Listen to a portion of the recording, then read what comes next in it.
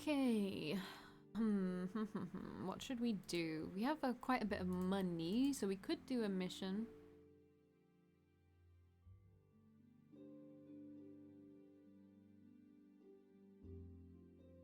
Let's see.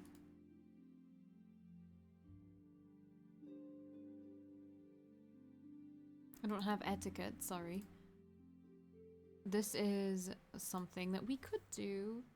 Let's do that one. What was it? Was this? Wooden charm. I don't know if it was this, but that's very cheap. Was it this? No one can synthesize because Nazir is gone. Fuck. Anyway, it's a bookmark anyway, so... Alright, it was that. A large, prosperous store was opening in the capital, and the superstitious owner was in want of an enchanted charm to bless his business.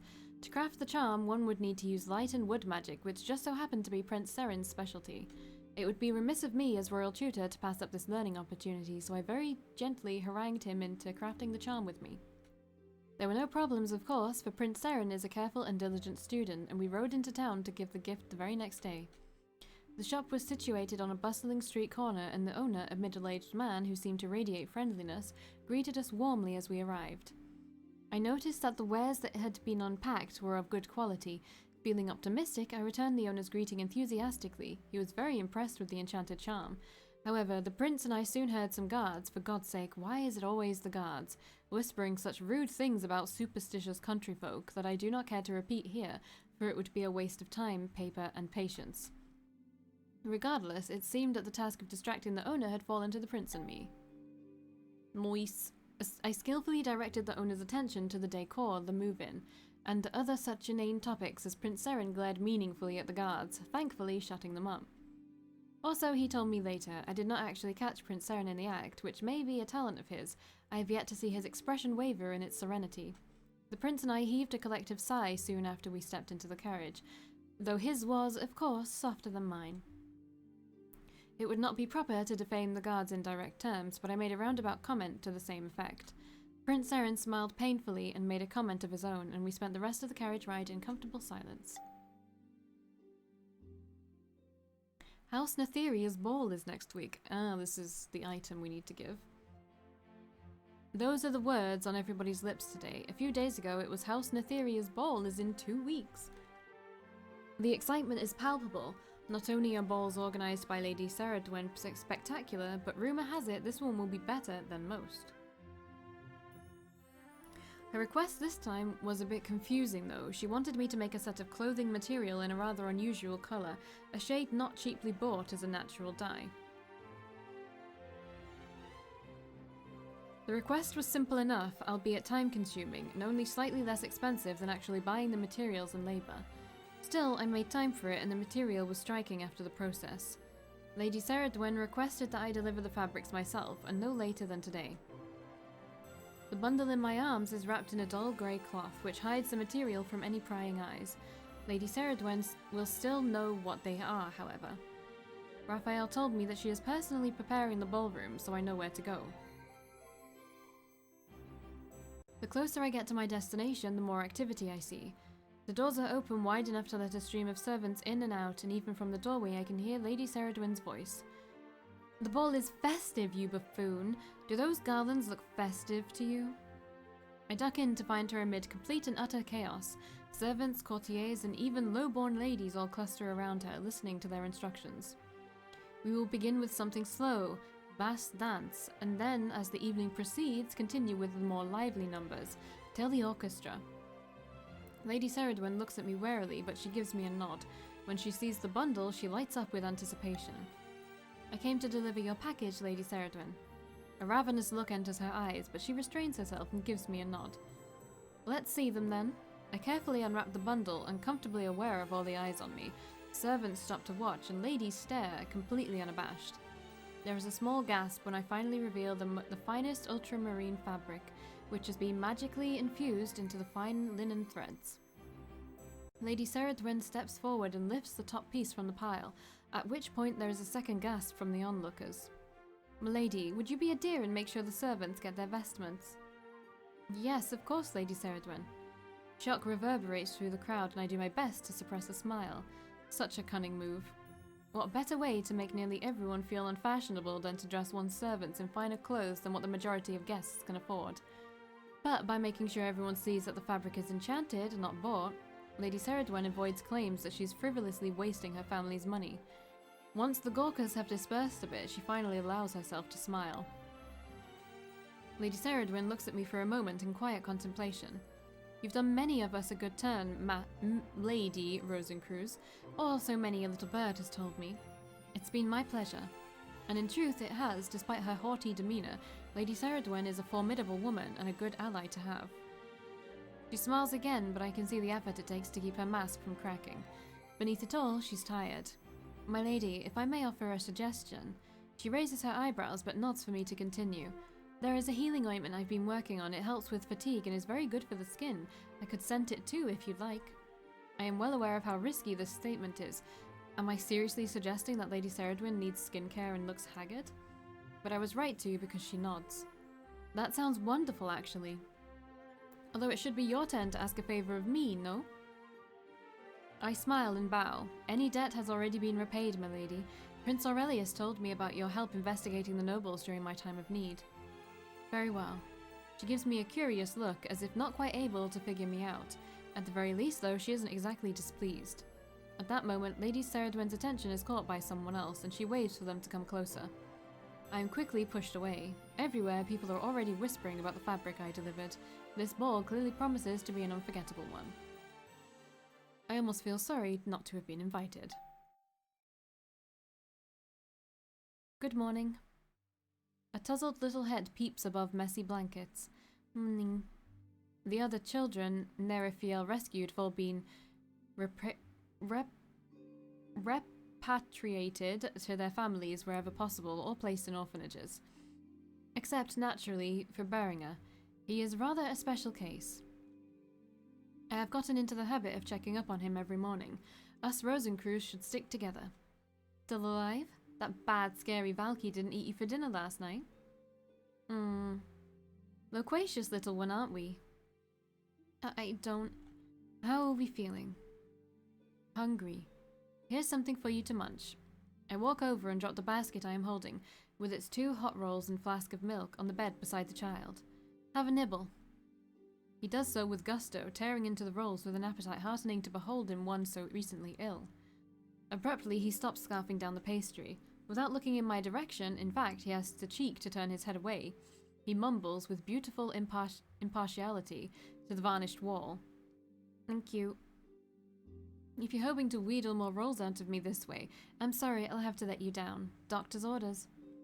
I'm not. How are we feeling? The child stuffs the last morsel of roll into his mouth and licks his buttery fingers. Full. Good, fattening up nicely. More meat to roast in the oven tonight. You're mean. He glares at me and pouts. I barely manage to resist the urge to rumple his already disheveled hair. Well, if that's all the thanks I'm getting for feeding you, I might as well take myself off. I brush a few imaginary specks of dust off my lap and make to stand up. Don't. Eh? This is new. Don't go. Why not?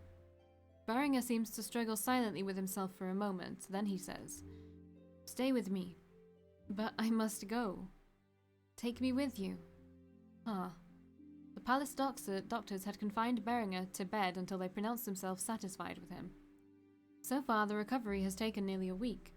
I suppose that the rough conditions in a slaver caravan and the disturbing sights Beringer must have been forced to endure intensified the physical distress of his awakening. Even so, he looks healthy enough now. In fact, he looks bored where he is and eager, like children his age, to run around and explore his surroundings. Well, why not? Really? Up you hop. He bounces out of bed and makes a beeline for my shirt tail. I'm giving you a tour of the place, the palace. Follow close. Beringer follows after me obediently, and together we step out of the sick room into the palace. This is one of the chambers in the foreign dignitaries' wing. Dignitaries? That's right, this is where they execute Moranian ambassadors. Really? Sure, saw the execution myself. Reams of blood everywhere. Where? Oh, they cleaned it up. But where you're standing used to be a particularly big puddle. Eek! Why is she traumatizing this poor child even more? The dungeons. It's scary. It's where they lock up murderers, assassins, traitors, and children who try to eat more rolls than are good for them. I won't get locked up in here. Oh? Nerifiel won't let you. Nerifiel, eh? You think Neri can stop me? He's nice. You're mean. I don't see what that has to do with anything. Why am I so mean to this child? What the fuck? Here is the palace garden. Butterflies. Pretty, aren't they? I love butterflies. The pavilion over there is a lovely spot to take afternoon tea. Yes. When you're all better, maybe we can have a cup together inside it.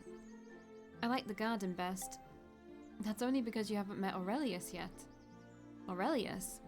Prince Aurelius. He likes to pretend to invite people to tea here so that he can beat them up. Is he scary? Absolutely frightening.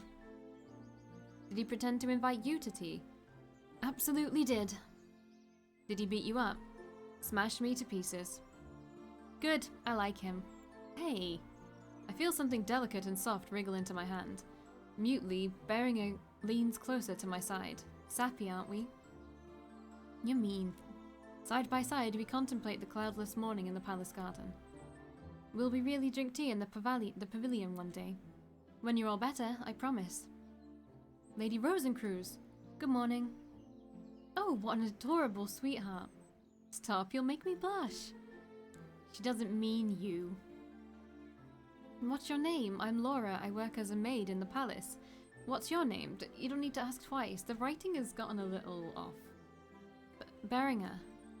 Such a cute name. How old are you, Beringer? I'm 6. 6? What a big little boy you are. Can I pat your hair? Okay. Like carrion birds circling a dying animal, the maids cooing and gushing draw more and more people around Beringer. Before I know it, we are encircled inside a ring, a living ring of starstruck maids, each more eager than the other to coddle and fuss over the child. I glance at him.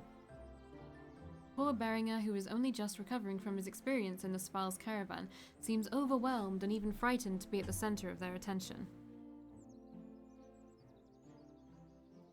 Clearing my throat, I steer the two of us out of the crowd of maids. Beringer and I are just on our way to the infirmary. He is still recovering from a serious fever only last week. A serious fever? Oh no! Get better soon. We'll visit you and bring you delicious food. Parrying well wishes, expressions of concern, and offers to cram Beringer full of savories, I usher him in the direction of his room again. The palace is a dangerous place, as you can see. Yeah. Those maids mean well, you know. Yeah. You mustn't overeat after an awakening. Yeah. Here we are, back at the infirmary. Yeah. In you go. Sighing, he takes a step through the door. He stops suddenly, turns around and grabs the hem of my vest. Will you be back tomorrow? Yeah. Can we walk around the palace some more? Yeah. Can I eat everything the maids send to me? Yeah. Nice try, brat. He sighs and turns around. In I go. I watch him tuck himself into bed before I go on my way to the remainder of the day's business. He is a little cutie. Humming under my breath, I set on the familiar path that leads to the classroom where my daily lesson with the princes awaits. I turn the corner and almost run directly into someone. Skidding to a halt and just barely avoiding an unpleasant collision, I feel a gentle hand lay on my arm to steady me. I look up to see Seren's familiar face much closer to mine than expected. Are you unhurt, Valkii? His eyes peer into me with attentive concern, and I can immediately feel the heat rise to my cheeks. Taking a step back, I suck in a quick breath to calm myself. For some reason, I've been overly aware of Seren's presence ever since last week. This is so unlike me. I'm perfectly fine. Good morning, Your Highness. Good morning. What a coincidence to run into you, almost literally. I wouldn't say it's a surprise, considering we are both headed in the same direction. You have a point. I suppose I am most fortunate to be blessed with your delightful company on this long, uneventful journey to the classroom. Precisely! You should feel honored. Seren laughs at my mischievous wink. In unison, we begin walking down the hallway again, this time with someone else by our side, careful to keep pace with each other. Have you had a chance to visit Beringer? He woke recently. Unfortunately, I did not have a chance to speak to him yet, but I hope to find time this week. I'm sure he would appreciate that. Certainly, he'd like more people to play with. Rumors have it that he likes you a lot. I trust you care for him well. Oh, he takes to me all right. He's much more bratty than you'd expect him to be. We share a smile. Seren's lips part slightly, as though there's something else he's about to say, but a commotion up ahead draws our attention instead. I narrow my eyes at the group of servants surrounding one particularly small figure, with a sinking feeling I already know what I'm about to find. Not again. Again? Next to me, Seren tilts his head, straining to make out the faces. A moment later, he asks me in a hesitant voice, "Is that Quill?" Sighing, I nod in affirmation. Quickening my pace, I hurry down the hallway until the group is within earshot. Where did you hide it, huh, you little thief? Or maybe they're not the same. What, still refusing to admit you did it? You think we're fools? So many things have gone missing these few weeks, and the only addition to the staff is you. Who else can it be? The circle of servants close in further on Quill. I notice one of them reaching out to give him a shove in the shoulder, causing Quill to stumble backwards, yet the boy remains silent, merely shaking his bowed head. There's been items going missing in the palace. That thought rings a bell in my head, and I suddenly recall how I was unable to locate the paralyzer darts last week. I don't have time to linger on these thoughts, however, as the servants continue their bullying. Give Santa his pocket watch back, you criminal. Don't make us go to the superiors about your thieving ways. Yeah, I say we do that anyway. Toss him back on the streets where his kind belongs. I mean, look at him. What is someone like him even doing in the palace? A round of raucous laughter rings out in the group. Feeling hot anger boil inside me, I take a step forward, but Seren beats me to it. Do you have any proof that Quill is responsible for the missing items? Gone is Seren's usual gentleness. Now, the strictness lining his voice reminds me that despite Seren's usual gentle demeanor, he is still a monarch first and foremost, and was brought up to be one since the day he was born. Whipping around at the first sound of Seren's voice, the servants visibly blanch. The tallest one, who had physically assaulted Quill, pales to the color of a ghost. He takes a step backwards, almost tripping over his own 2 feet. Your Highness, I apologize. Right, it was just a misunderstanding. Many things have been misplaced recently, but nobody's accusing Quill of anything, right? The rest of the group immediately nod furiously in agreement while regarding Seren with desperation. In that case, I am certain you have other duties to tend to. Taking the hint, the group of servants scramble away as fast as their legs would carry them. Quill's small body jerks imperceptibly, as if uncertain whether to follow them, but ultimately he decides to stay. Seren smiles at the boy reassuringly. Good morning, Quill. It has been a while, hasn't it? Good morning, Your Highness. Quill's voice is barely above a whisper, but Seren isn't deterred by his reaction. Have you been settling into your position well? Yes, I'm fine, thank you very much. Not giving Seren the chance to question further, Quill dips into a bow and excuses himself from the conversation. I'm sorry, I must leave to attend to my duties. Thank you again, Your Highness. He dashes away without waiting for Seren's response. For a moment, I thought Seren would call after the boy, but in the end, I only hear a sigh. Watching Quill duck around the corner and remembering the similar scenario that played out a few weeks ago, I join him in his plight. Quill is such a clever boy and efficient at his work. I genuinely thought he would fit in well here, but I suppose his stoic personality and withdrawn nature make him an easy target for bullies. Yes, I should have thought of that earlier. I peek at Seren out of the corner of my eye, noting the concern and what appears to be a hint of guilt written all over his face. Dude, I don't know which one to choose. Alright, we're very close, so let's have a look at which one we should choose. Let's support him. What does this do? Well, why don't we support Quill differently instead? How do you mean? We may not be able to solve the problem for him, but perhaps we can at least try to improve his mood, cheer him up as much as possible. Do you have an idea in mind? Perhaps. A penny for your thoughts, Valkii? No, I'm afraid you'll just have to stew in curiosity for a little while longer. I emphasize my reply with a dramatic nod and a wink at him, in playfulness. Seren's lips twitch and curve upwards in amusement. Accepting his fate, we briskly walk down the hallway towards our destination for today's lectures. Really? Let's have a look at the guide. Alright, week 55 seems to be the most important one. Yeah. Ooh. Time to get my intelligence up because we need a A stat check of 145 intelligence at the very least. Although we have enough combat power now that we could probably get away with that. But either way, we'll do it anyway. Right, how are you guys doing? You go darkness. You... What is your secondary? Oh, wood. You go wood. And once again, we're just going to let whatever happen. Not bad. Not bad anyway. Item check success. Enchanting baked good is best done during the baking process itself. Baking is, in itself, a kind of alchemy after all. Heating, mixing, filtering, diluting, weighing, and measuring ingredients, it's all the same. Raphael asked me to make enough for all the servants, so I did, with help, of course. Unfortunately, I still have to be there for most of the process. I make sure to save a handful for Marigold, the rest meanwhile wait in the kitchens to be distributed. Aside from being delicious, the cream tarts were also enchanted for taste, texture, and a bit of an extra pick-me-up.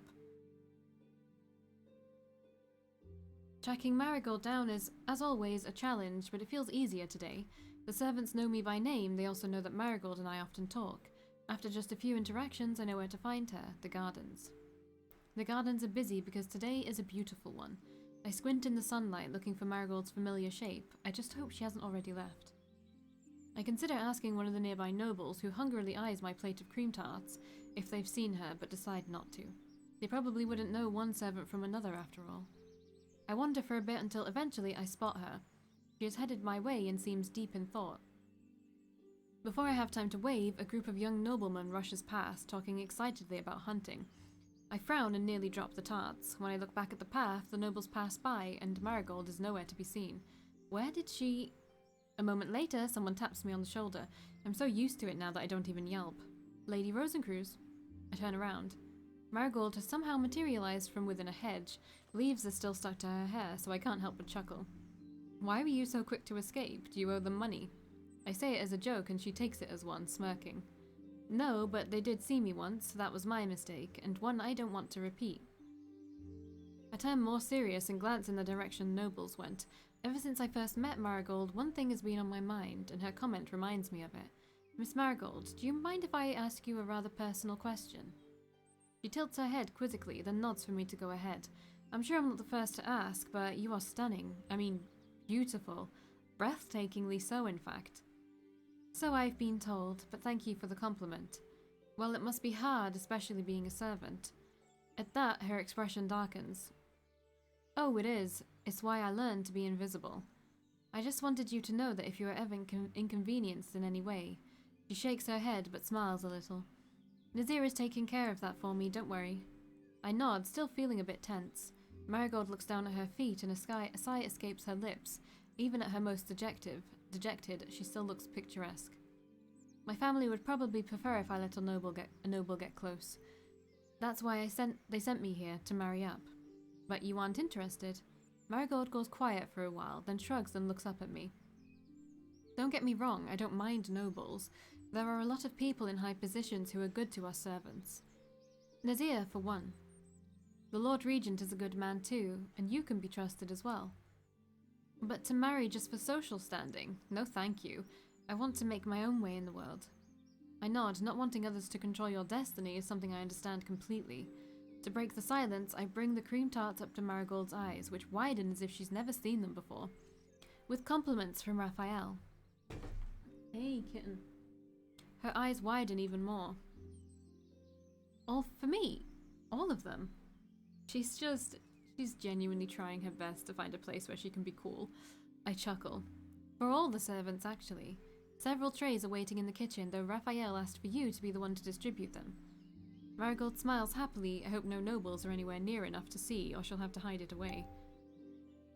Thank you, truly. Thank Raphael, he put me up to it. She takes the tray and begins to turn. I stand watching her, grinning. Her happiness is contagious. But Marigold suddenly stops and looks at me expectantly. I look back, hesitant. Well, come on. Those cream tarts aren't going to eat themselves. Oh, but I stumble over the words, but Marigold just rolls her eyes. I'm the one in charge of distribution, and you're on my list. Let's go. At once, my lady. I bow. This time she doesn't protest, save for an eye roll. Together we make our way to the kitchen, gathering servants behind us as we go. It's sweet how they incorporate the other characters. But wait, have we actually seen everyone now? No, there's someone missing here still.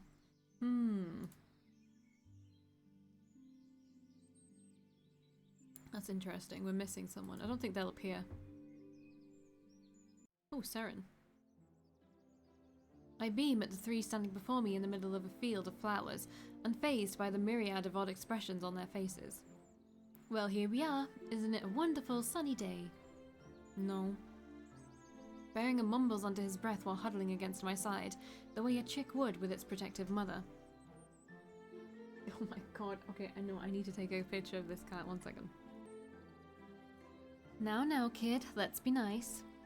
We wouldn't want to give a bad first impression on your new friends, would we? I direct a pointed glance at Quill, but he blinks back at me in confusion. Undeterred, I gently place my hands on Beringer's shoulders and firmly steer him forward. The look on Beringer's face suggests he has half a mind to run away. Quill, meet Beringer. Beringer, this is Quill. I'm met with silence as neither child takes the cue to speak to each other. Go on, play, don't be shy. No. So he says and promptly vanishes behind my back. Will shuffles his feet at the awkwardness of the situation. I frown. This is not going the way I planned. Seren stands to the side and observes the children quietly. I turn to him with a silent plea, pulling my best impression of a maiden in distress. He chuckles, eyes twinkling with unconcealed amusement, but obliges and draws closer, slipping into a crouch so that he's not towering over the boys. Beringer, Quill, how would you feel about playing a game? Beringer hesitantly peeks out from behind my waist to shoot a dubious glance at Seren. Aren't you a prince? Indeed, but who is to say that princes cannot enjoy the occasional entertainment of hide and seek? Or perhaps there is something else you would like to play with me. There's another prolonged silence until Quill finally mutters under his breath to Beringer. We can do anything but hide and seek. He cheats with magic. Really? He does? I find myself also leaning forward curiously. This is not the first time that I've heard about Seren's questionable ethics at hide and seek, but I have yet to meet the fortune of hearing the whole story. Well, before Quill can launch into an explanation, Seren interrupts in an uncharacteristic display of lack of manners. I merely used wood magic that one time. The game had gone on too long, and the children were late for dinner. I needed to cut it short and escort them to their meal as soon as possible. Really? There was such a justifiable reason? Yes. His cheeks flushing a bright crimson, Seren defends himself in a hurried tone. I cannot help but laugh at his abashed expression, as charming as I find it to be. I turn to Beringer, both with the tone of my voice and my expression as serious as I can manage. Beringer, let this be a very important life lesson for you. Huh? Be sure to grow into a fine gentleman. Always be courteous, kind, and wise, and unlike someone else, never cheat. Beringer quietly raises an eyebrow, and I turn to Quill instead. After a heartbeat, the older boy decides to play along with me and nods solemnly. Yes, Lady Rosencruz is correct. Valkii. The reluctant exasperation in the way Seren calls my name seems to change something within Beringer. Alas, he nods his little head like a chick pecking corns and decides to join us in our quest to tease a certain crown prince. Understood. I promise to grow into a fine gentleman who never cheats, and if I would ever do so, I shall be upfront about it. He vows with so much seriousness I almost failed to hold back my laughter. That's right. When caught, you need to admit it instead of claiming it to be for a justified reason, unlike a certain someone else. Seren lets out an exaggerated sigh, tilting his head up towards the sky as though asking for strength from the gods above. I laugh and the two children join me. I vow to you. As do I. Good boys, make me proud. Thanks to Seren, or rather at his expense, the uncomfortable tension between the children is finally broken. Taking advantage of the opportunity, I pipe up with a playful wink. Why don't we play a game of hide and seek to see how badly Prince Seren will lose without using unfair advantages? Don't worry, I'll make sure he isn't allowed to cheat with magic when I'm around. I will have you know that I am wonderful at hide and seek, even without the use of magic. Empty words until you prove their worth, Your Highness. The two children glance at each other before agreeing, Beringer with a shrug and a nod for Quill. Alright, I'll be the seeker first. Get ready to hide. No cheating. Don't peek. I would never. Now go hide properly. It's not my fault if you choose a poor hiding spot and get caught instantly. Bearing scoffs, but does as I say, scampering away. Quill calmly follows suit at a calculated pace, his eyes darting about him as he walks around the gardens. Seren is the only one who has yet to move. You too, Your Highness. Mm-hmm. You wouldn't want to be the first to be eliminated, would you? Right. Yet he stays rooted in place. Seren, are you sulking? No. Oh? His body language screams, yes I am, and I cannot restrain myself from teasing him some more. That's good then. There are enough hot rolls to coax Beringer later, but I have nothing on me to please you, Your Highness. Seren's piercing gaze darts over me. He remains rooted on the spot, not invading my personal space by any means. Yet there is something in his eyes that abruptly leaves me feeling feverish. With a racing heart, I wonder if it was such a good idea to spur him on. In the end, Seren speaks up. Valkii. Does it keep you from sleeping if you don't tease me 3 times a day? Perhaps. I'll count to 50. Get ready. Seren looks like he has something else to say, but I don't let him. My instincts tell me that, whatever they are, his words will break through the thin line I've been treading on lately. Turning around, I begin counting out loud.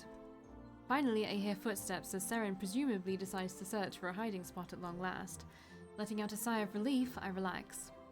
We continue playing hide and seek for the remainder of the afternoon. By the time the sky turns crimson with the setting sun, Beringer and Quill have tentatively become friends, no longer too awkward to speak more than 2 words to each other. I'm pleased to see that there are smiles more befitting of their ages on the 2 boys' faces. Parting ways for the day, I promise them to play together again in the future. Cute. Cute. See, that was cute. That was so cute. That was so fucking cute. Let me have a look at our daily... No, the characters. Let's have a look. Lately, it seems like our relationship is on the verge of becoming something else. I wonder what I should do. Oh, ooh la la. Alright, what the fuck do we have to do? Etiquette, which I can't do. Etiquette, which I cannot do. Let's do this. A village near Weimar Lake, near the capital, had reported strange fragments in the water. Since the case was not particularly high profile and I was in the area, they sent me to investigate. Prince Seren decided to join me, which defeated the purpose of keeping everything low-key, but who was I to refuse? Upon our arrival, I noticed that the prince was strangely distracted, which was a feat in itself given how composed he always was. I inquired about it and he thankfully confided in me. Imagine having to grill the crown prince for information. Without taking titles into consideration, the thought of needling such a polite person was enough to make me shudder. Social anxiety aside, Prince Seren revealed to me that he sensed a strange presence from the lake. This, I reasoned, was a result of his more instinctual affinity with wood, what with it being one of the only 2 of its elemental attunements. When we made our way to the lake, I discovered translucent, iridescent scales floating in the water. I was confused at first, but I remembered something that I had learned in my readings. Twice a year, a lake creature will shed scales of glimmering rainbow, bringing health and prosperity to the villages around. Its name eludes me, for I remember it being similar in spelling to eldritch monstrosities, but I felt confident that the scales matched the description. I also checked the scales using water magic, let no one speak poorly of my dependability. We returned to the village and made our report with confidence. Prince Seren spoke elegantly as always, and I, with confidence befitting the station of royal tutor, elaborated on some of the messier details. The villagers were so relieved that they invited us to stay for the campfire in the late evening. The food was delicious, and I think Prince Seren enjoyed himself too for once. Nice. His magic stats increased, new missions are available, cool. Okay. I will see you in the next video, bye!